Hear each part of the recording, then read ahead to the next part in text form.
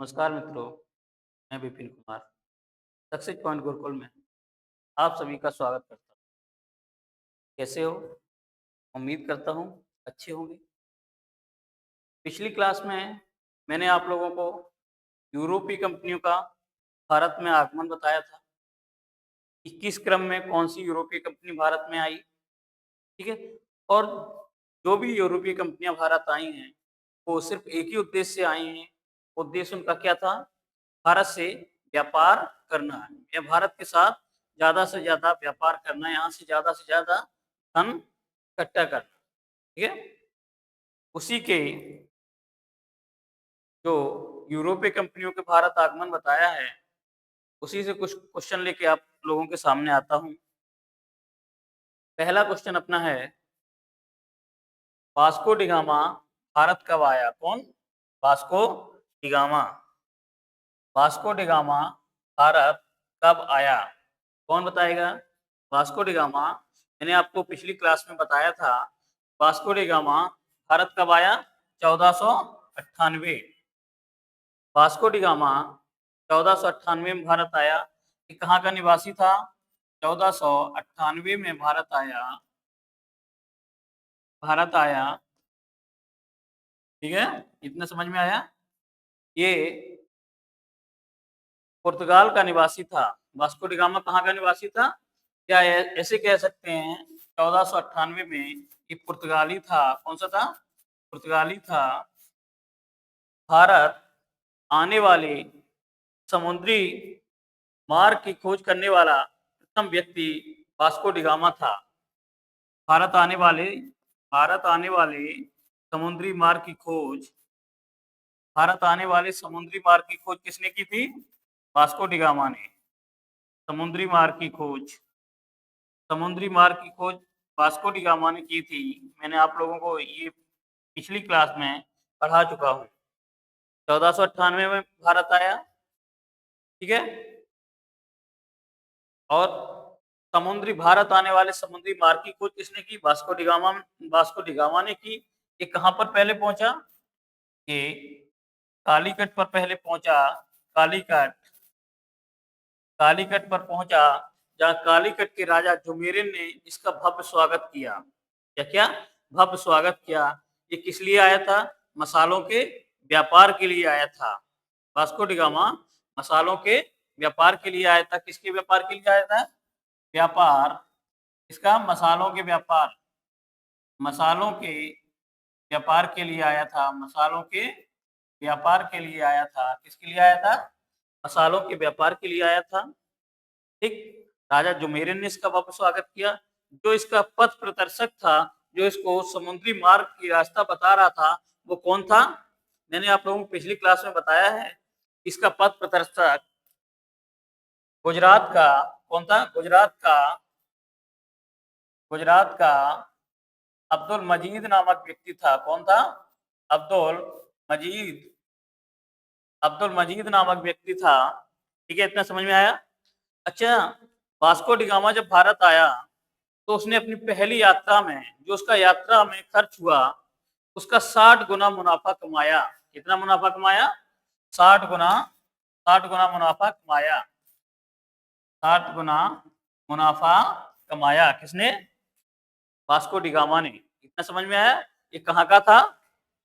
पुर्तगाल का था, ठीक है? चलिए नेक्स्ट क्वेश्चन में बढ़ते हैं अपने। पुर्तगाल उपनिवेश का प्रथम वायसराय कौन था? पुर्तगाल उपनिवेश का प्रथम वायसराय कौन था? तो पुर्तगाल उपनिवेश का प्रथम वायसराय अल्मीड़ा था। कौन था? अल्मीड़ा। इसका शासन का 1505 से 1509 है। 1505 से 1509 ये पुर्तगाली उपनिवेश का प्रथम वायसराय था, ठीक है? समझ में आया? अच्छा, इसी में एक नाम आया है अल्बुकर्क। अल्बुकर्क अल्बुकर्क को अल्बुकर्क को पुर्तगाली शक्ति का वास्तविक संस्थापक माना जाता है। क्या माना जाता है? अल्बुकर्क को अल्बुकर्क अल्बुकर्क पुर्तगाली शक्ति का वास्तविक संस्थापक, पुर्तगाली शक्ति का वास्तविक संस्थापक कौन था? वास्तविक संस्थापक किसे माना गया? अल्बुकर्क। ठीक है, ये याद रखना। नेक्स्ट क्वेश्चन पे बढ़ते हैं अपने। तीसरा क्वेश्चन है, मध्यकाल में सर्वप्रथम भारत से व्यापार संबंध स्थापित करने वाले कौन थे? ये क्वेश्चन एमपीपीसीएस में आया हुआ है। मध्यकाल में भारत से व्यापारिक संबंध स्थापित करने वाले प्रथम व्यक्ति कौन थे? तो सभी को मालूम होना चाहिए प्रथम व्यक्ति कौन थे? पुर्तगाली थे, जो सर्वप्रथम भारत आए थे। किस समय आए थे? 1498 में भारत आए थे। ठीक है, किस समय आए? 1498 इनका भारत आगमन हुआ। 1498 में भारत आगमन हुआ और इनका भारत से वापसी इन्होंने कब की? भारत से वापसी 1961 में की। सर्वप्रथम भारत आने वाले व्यक्ति पुर्तगाली थे और सबसे बाद में जाने वाले भी कौन थे? पुर्तगाली ही थे। पुर्तगाली के बाद कौन आए? पुर्तगाली के बाद डच आए, डच के बाद अंग्रेज आए, अंग्रेज के बाद फ्रांसीसी आए। ठीक है, ये मैंने आपको पिछले क्लास में बता चुके हैं कि 1498 में सर्वप्रथम पुर्तगाली आए, उसके बाद डच आए। ठीक है, उसके बाद डच आए, उसके बाद कौन आए? उसके बाद फ्रांसीसी आए, सॉरी, उसके बाद अंग्रेज आए, उसके बाद फ्रांसीसी आए। अगला क्वेश्चन है, निम्नलिखित ब्रिटिश कंपनियों में से किसे भारत में व्यापार करने का पहला अधिकार पत्र मिला? बहुत ही बेहतरीन क्वेश्चन आज का, बहुत ही बेहतरीन क्वेश्चन, और ये UP lower PCS plus UP PCS में 2 बार ये क्वेश्चन आया हुआ है। ठीक है, इसका आंसर क्या होगा? कोई बताएगा? कमेंट बॉक्स में जिसको बताना है बता सकता है। इसका आंसर लिवेंट कंपनी। कौन सी company? Levant company. East India company नहीं भाई, ना फ्रांसीसी ईस्ट इंडिया कंपनी, ना ऑस्ट्रेट कंपनी, ये कोई नहीं। सर्वप्रथम भारत आने वाली कौन सी थी? Leivand company. लिवेंट कंपनी थी। कौन सी? Leivand company. 1592 से 93 के बीच ये भारत आए। कंपनी की बात हो रही है। अब अगर देखा जाए तो पुर्तगाली से पहले आए, पुर्तगाली से पहले आए। कौन? वास्को डी गामा 1498 में ही भारत आया। लेकिन यहाँ बात कंपनी की हो रही है, तो कौन सी कंपनी थी? लिवेंट कंपनी थी, जो 1592 से 93 के मध्य में भारत आई। और इसको जो लिवेंट कंपनी थी, ये ब्रिटिश कंपनी थी। कैसी कंपनी थी? ये ब्रिटिश कंपनी थी। ये ब्रिटिश कंपनी थी, लिवेंट कंपनी। ये ब्रिटिश कंपनी थी। क्या थी? British company. ठीक है, इसके स्थल मार्ग से व्यापार की अनुमति सर्वप्रथम लिवेंट कंपनी को दी गई। बाद बाकी जो कंपनियां आई हैं वो किससे आई हैं? वो जल मार्ग से आने वाली कंपनियां हैं। लेकिन लिवेंट कंपनी एकमात्र इनमें से ऐसी कंपनी है जो स्थल मार्ग से आने वाली कंपनी है। लिवेंट किससे आई है? स्थल मार्ग से आने वाली कंपनी है। स्थल मार्ग से आने वाली एकमात्र कंपनी है जिसको 1592 से 93 के मध्य भारत आई है। इसको भारत में व्यापार करने की अनुमति मिली। ठीक है, ये कौन थी? ब्रिटिश कंपनी थी। ठीक, इसके बाद ईस्ट इंडिया कंपनी के बारे में आप लोग जानते होंगे। ईस्ट इंडिया कंपनी का भारत आगमन स्थापना कब होती है? स्थापना इसकी 1600 में होती है। ईस्ट इंडिया कंपनी की भारत आगमन इसका होता है 1608। भारत आगमन कब होता है? भारत आगमन 1608 में होता है।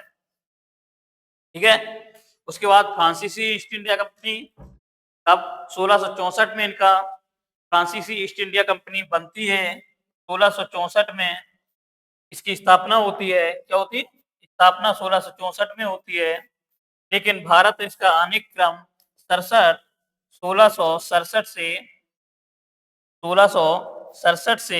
68 है। क्या है? सड़सठ से 68, 1667 से 1668 है इसका फ्रांसीसी ईस्ट इंडिया कंपनी का भारत आगमन। ठीक है, next question, east India company के किस अंग्रेज गवर्नर को औरंगजेब द्वारा भारत से निष्कासित किया गया था? ईस्ट इंडिया कंपनी के किस गवर्नर को औरंगजेब द्वारा भारत से निष्कासित किया गया था? ये क्वेश्चन बहुत ही बेहतरीन क्वेश्चन, क्या है, बहुत ही बेहतरीन क्वेश्चन है। कौन इसको बताएगा, इसका आंसर कौन देगा?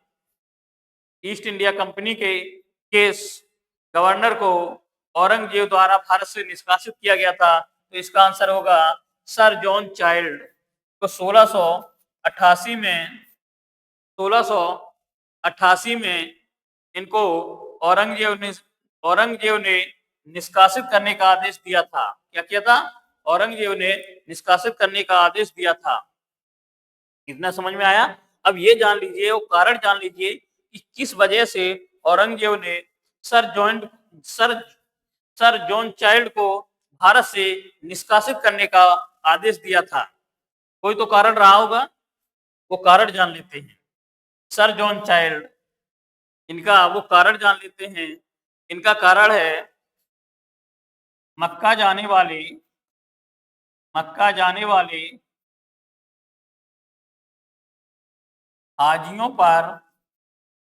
हाजियों को मुंबई बंदरगाह पर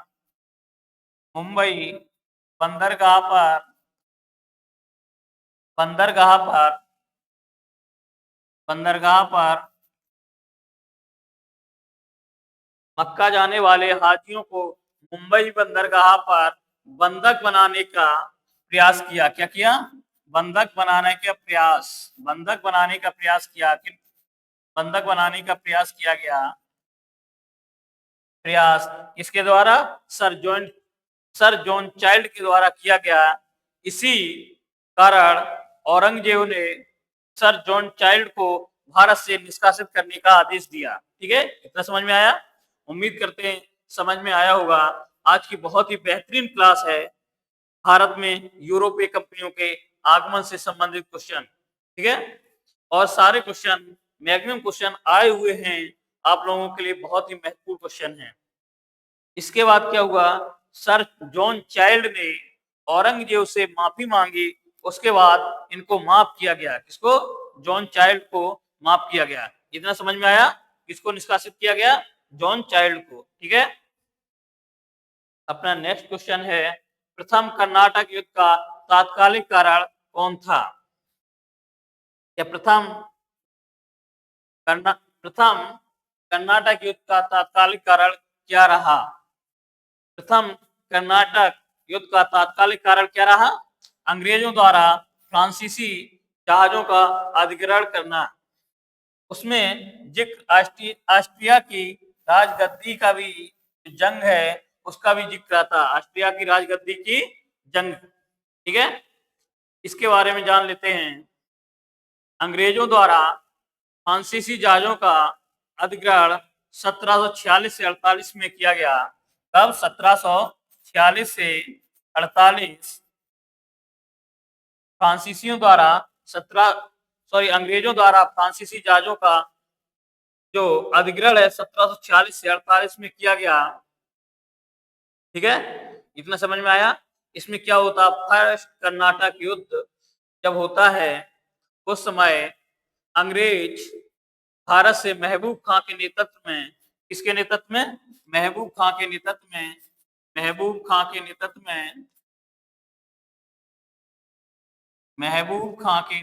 में 10,000 सैनिक ने 10,000 सैनिक अंग्रेज महबूब खां के नेतृत्व में 10,000 सैनिक फ्रांसीसी जहाजों को बंधक बनाने के लिए भेजते हैं। किसको? फ्रांसीसी जहाजों को। फ्रांसीसी जहाजों को बंधक बनाने के लिए भेजते हैं और अंग्रेजों द्वारा फ्रांसीसी जहाजों का अधिग्रहण कर लिया जाता है। ये इसका एक तात्कालिक कारण भी रहा है। किसका? प्रथम कर्नाटक युद्ध का। प्रथम कर्नाटक, यहाँ से आप लोगों को एक क्वेश्चन और बनता है। अब आप लोगों को यहाँ समझ में आ गया होगा कि इससे क्वेश्चन ये बनता है कि प्रथम कर्नाटक युद्ध किन किन के बीच लड़ा गया। अगर ये क्वेश्चन आपको समझ में आ गया हो तो इसका आंसर कमेंट बॉक्स में ज्यादा से ज्यादा दीजिए आप लोग। ठीक है, नेक्स्ट क्वेश्चन पे बढ़ते हैं। ब्रिटिश ईस्ट इंडिया ने बंबई किससे लिया था? ब्रिटिश, इस क्वेश्चन को यूं कहें कि ब्रिटिश ईस्ट इंडिया कंपनी को मुंबई किससे दहेज में मिली थी। इस क्वेश्चन को ऐसे भी हम कह सकते हैं, या इस क्वेश्चन को ऐसे भी लिखा जा सकता है कि ब्रिटिश ईस्ट इंडिया ने बंबई किससे लिया था। तो इसका आंसर क्या होगा? पुर्तगालियों से पुर्तगालियों से लिया था। कब लिया था? 1661। 1661 में पुर्तगाल की पुर्तगाल की पुर्तगाल की राजकुमारी कौन? पुर्तगाल की राजकुमारी ब्रिगेंजा का विवाह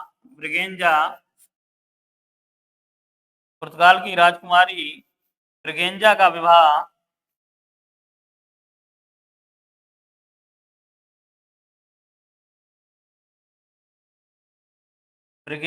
विवाह चार्ल्स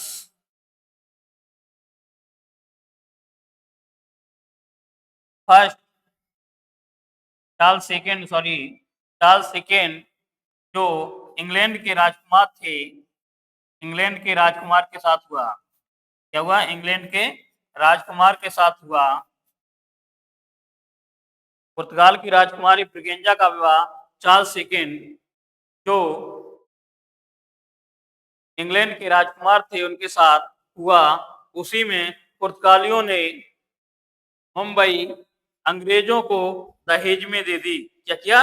अंग्रेजों को दहेज में दे दी। इतना समझ में आया? ठीक, अगले क्वेश्चन की तरफ बढ़ते हैं। बंगाल में कौन सा कारखाना डचों ने स्थापित किया था? इस क्वेश्चन को थोड़ा टाइपिंग वाले की मिस्टेक है। बंगाल में कौन सा कारखाना डचों ने स्थापित किया था? ये डचों ने चिंसुरा किया था। ठीक, हुगली के पास, हुगली, बंगाल में हुगली नदी भी है, हुगली स्थान का नाम भी है। हुगली के पास भी एक पीपली नामक स्थान है। कौन सा? पीपली। पीपली नामक स्थान पर भी डचों ने अपनी फैक्ट्री बनाई थी। ठीक है, अगले क्वेश्चन की तरफ बढ़ते हैं। भारतवर्ष में ब्रिटिश साम्राज्य का संस्थापक कौन था? ब्रिटिश ईस्ट इंडिया कंपनी या ब्रिटिश एम्पायर के बहुत ही धुरंधर कहा जाए, बहुत ही धुरंधर गवर्नर ये सारे रहे हैं। लेकिन भारत में ब्रिटिश साम्राज्य का वास्तविक संस्थापक कौन था? तो किसको माना गया है? ब्रिटिश वास्तविक संस्थापक रॉबर्ट क्लाइव को माना गया। किसको? Robert Clive. इन्होंने क्या किया? 1757 का प्लासी युद्ध जीता। क्या जीता? प्लासी का युद्ध। किसने जीता? प्लासी का युद्ध जीता रॉबर्ट क्लाइव ने के द्वारा। ठीक है, इतना समझ में आया? जब रॉबर्ट क्लाइव ने 1757 का प्लासी युद्ध जीता, उसके बाद क्या हुआ? बंगाल, बिहार एवं उड़ीसा बंगाल, बिहार एवं उड़ीसा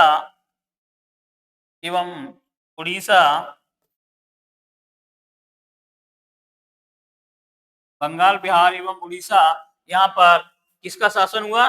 ब्रिटिश साम्राज्य का हुआ या ईस्ट इंडिया कंपनी का हुआ। ठीक है, इसको ईस्ट इंडिया कंपनी कहा गया। इन्होंने क्या किया? प्लासी का युद्ध जीता। उसके बाद बंगाल, बिहार एवं उड़ीसा में किसका शासन हुआ? ईस्ट इंडिया कंपनी का शासन हुआ। इन्होंने बंगाल में द्वैध शासन लागू किया। क्या किया? द्वैध शासन। द्वैध द्वैध शासन लागू किसने किया? द्वैध शासन लागू रॉबर्ट लॉर्ड रॉबर्ट क्लाइव के द्वारा ही किया गया। ठीक है, समझ में आया? नेक्स्ट क्वेश्चन की तरफ बढ़ते अपना। प्लासी का युद्ध किस वर्ष लड़ा गया? अभी पिछले क्वेश्चन में मैंने आपको डिस्क्राइब किया है किस वर्ष लड़ा गया। 1757 में लड़ा गया। किस किसके बीच लड़ा गया?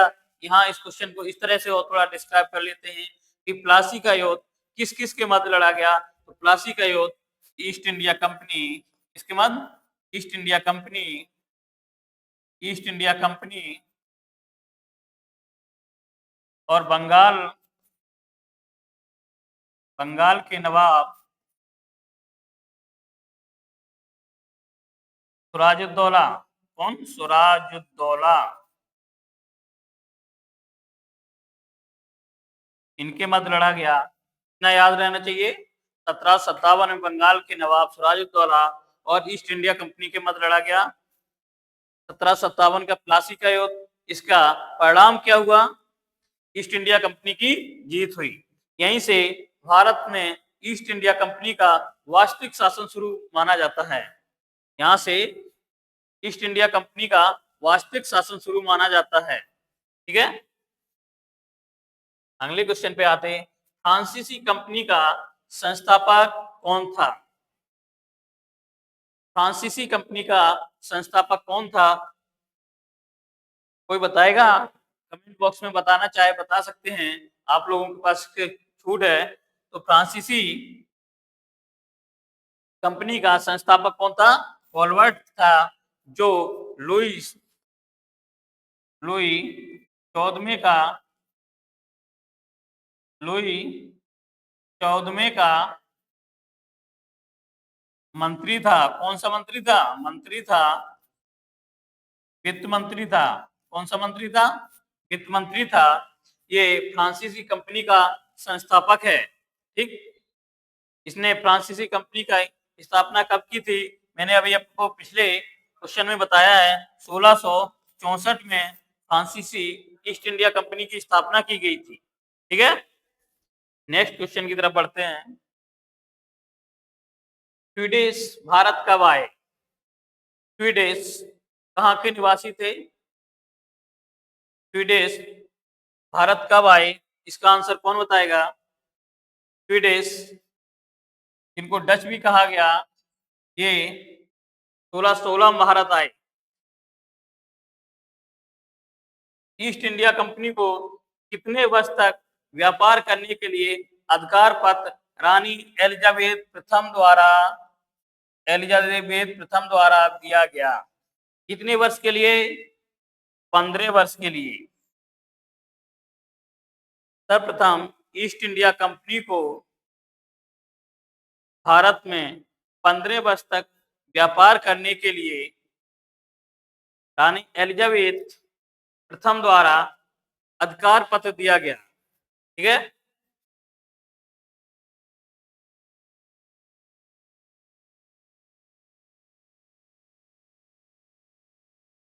अपना अगला क्वेश्चन है, डचों ने पैगोड़ा नामक स्वर्ण सिक्के कहाँ ढाले? इसमें दो, एक तो पैगोड़ा नामक स्वर्ण सिक्के कहाँ ढाले? किसने डाले? डचों ने ढाले। डच कहाँ के निवासी थे? डच मूलतः नीदरलैंड के निवासी थे। कहाँ के निवासी थे? डच मूलतः नीदरलैंड के निवासी थे। मैंने आपको एक दिन बताया था नीदरलैंड के निवासी थे जब पिछली क्लास में। पैगोड़ा, ये बहुत ध्यान से समझना। पैगोड़ा स्वर्ण जो सिक्के होते हैं, स्वर्ण में सोने, जो सोने से बने सिक्के थे जो डचों ने ढाले, वो कहाँ ढाले? पहले आप अपने आंसर पर आते हैं। पुलिकट में ढाले। ठीक है, वो सोने से बने होते थे, पुलिकट। अब आते हैं पैगोड़ा। यहाँ से आपका क्वेश्चन बनता है, ब्लैक पैगोड़ा किसे कहते हैं? 2-3 क्वेश्चन बनते हैं, आप लोग कमेंट बॉक्स में उनका आंसर जरूर देने की कोशिश करेंगे। ब्लैक पैगोडा किसे कहते हैं? ठीक है, एक व्हाइट पैगोडा किसे कहते हैं, ये क्वेश्चन बनता है। एक इसी से क्वेश्चन बनता है सप्त पैगोडा किसे कहते हैं। एक इससे क्वेश्चन और बनता है कि पैगोडा का देश किसे कहते हैं, पैगोडा का देश किसे कहते हैं। अब ये देख लिए, डचों ने पैगोडा नामक स्थान पर स्वर्ण सिक्के ढाले, सॉरी, पैगोडा नामक स्वर्ण सिक्के ढाले, वो किस स्थान पर ढाले? पुलकट। पुलकट के बारे में जान लीजिए। पुलकट ये कहां पर है? आंध्र प्रदेश। आंध्र आंध्र प्रदेश में है पुलकट। ठीक। भारत की भारत की दूसरी सबसे बड़ी खारे पानी की झील, भारत की दूसरी सबसे बड़ी खारे पानी की झील, खारे पानी की झील,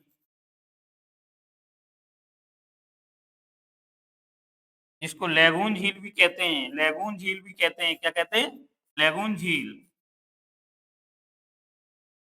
पुलकट आंध्र प्रदेश और तमिलनाडु बॉर्डर पर स्थित है। पुलकट झील तो भारत की सबसे बड़ी, दूसरी सबसे बड़ी खारे पानी की झील है। ठीक है, और इसको लैगून झील भी कहते हैं। लेकिन भारत की, और भारत नहीं एशिया की कहा जाए कि एशिया की सबसे बड़ी खारे पानी की झील है, कौन सी है? तो उसका आंसर क्या होगा? चिल्का झील। चिल्का झील उड़ीसा। चिल्का झील उड़ीसा। ठीक है, इतना समझ में आया। पुलकट भारत की दूसरी सबसे बड़ी खारे पानी की झील है, जो आंध्र प्रदेश और तमिलनाडु बॉर्डर पर स्थित है, और इसको लैगून झील भी कहते हैं। दूसरी सबसे बड़ी खारे पानी की झील है। ठीक है, इसका एरिया 759 वर्ग किलोमीटर है। कितना? 759 वर्ग किलोमीटर है। Thank you. आज की क्लास यहीं स्टॉप होती है। आई होप, आशा करता हूँ आप लोगों को बहुत अच्छे से समझ में आया होगा। धन्यवाद।